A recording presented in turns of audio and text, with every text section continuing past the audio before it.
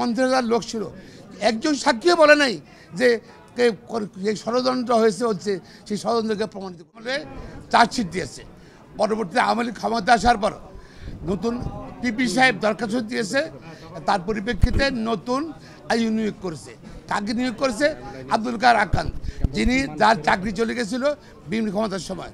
তিনি আওয়ামী লীগের নমিনেশন চেয়েছিল, দলীয় মনোনয়ন চেয়েছিল সেই সময় এবং এমপি হওয়ার জন্য। তাকে পরে চাকরি পুনর্বহাল করে তাকে তদন্তের দায়িত্ব দিচ্ছে। এখানে তার রাজনৈতিক প্রতিহিংসাতে প্রতিফলিত হয়েছে। এবং যে উনি যে মুফতি হান্নানকে 100টা সাক্ষী হওয়ার পরে মুফতি হান্নানকে আবার রিমান্ডে নিল।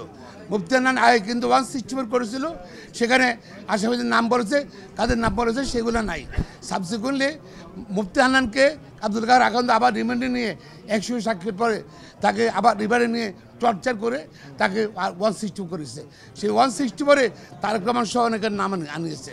পরবর্তীতে মুফতি হান্নান কোর্টে গিয়ে বলছে যে আমার হাত দেখেন, আমার পা দেখেন, সামনে ঘুরিয়ে ফেলছে আমাকে। শুধু আমি তারেক রহমান সাহেবকে চিনিও না, আমি রাজনীতিদেরকে চিনিও না।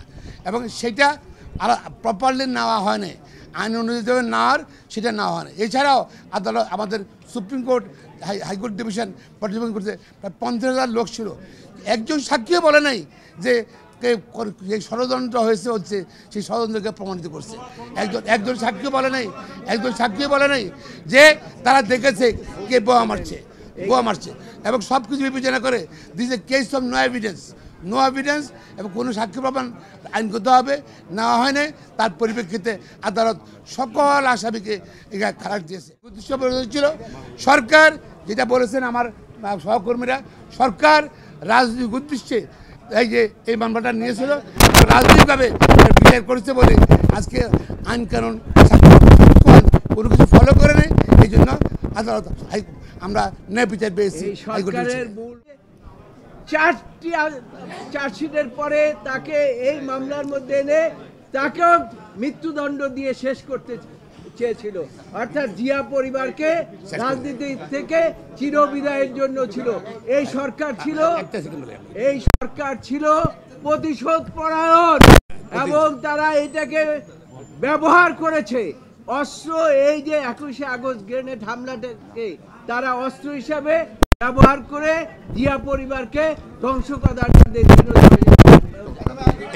কিন্তু শেখ হাসিনা ওয়াজেদ তার রাজনৈতিক প্রতিদ্বন্দ্বীকে রাজনৈতিকভাবে ঘায়েল করতে না পেরে মামলার আশ্রয় নিয়ে জনাব তারেক রহমান সাহেবের ইমেজকে দেশে এবং আন্তর্জাতিক পরিমণ্ডলে প্রশ্নবিদ্ধ করার জন্য ট্রায়ালটা কন্টিনিউ করেন। আপনারা ইতিমধ্যে শুনেছেন যারা এই মামলার দণ্ডপ্রাপ্ত ছিলেন এবং আপিল করেছেন এবং যারা আপিল করেননি সবাইকে এই মামলা থেকে খালাস দেওয়া হয়েছে। আমরা মহান আল্লাহ তাআলার দরবারে শুকরিয়া আদায় করছি, জনাব তারেক রহমান সাহেব আজকের এই রায়ের মাধ্যমে ন্যায় বিচার পেয়েছেন।